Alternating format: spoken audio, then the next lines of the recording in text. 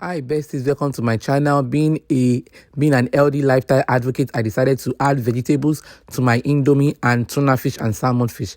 This is what I used in doing this. This is my ingredients, my carrots, my onions, my shepherd pepper, my broccoli, and that is my tuna. If you don't have tuna, you can use sardine. So the first thing I did was to boil water, and then I put my indomie into the boiled water and allow this to cook for 3 minutes, and then I pour it out in a sieve so as to drain the excess water.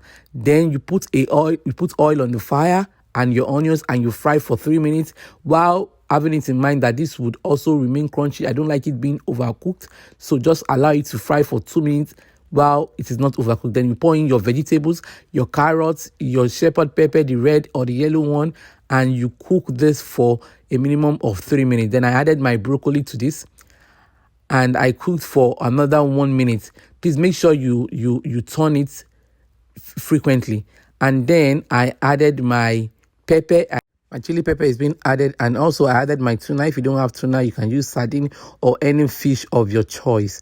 And also you can at this point you can also add your indomie sachets Maggi that came along with the indomie, and please give this a good turn.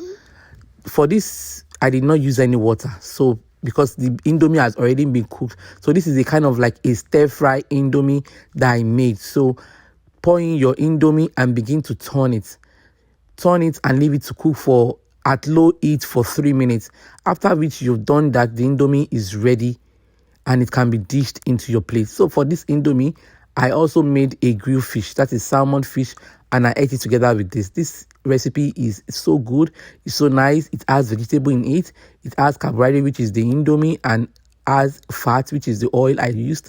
And this is, you would love it. Please try it and let me know what the outcome is, and also like and share my video. Thank you. See you next time.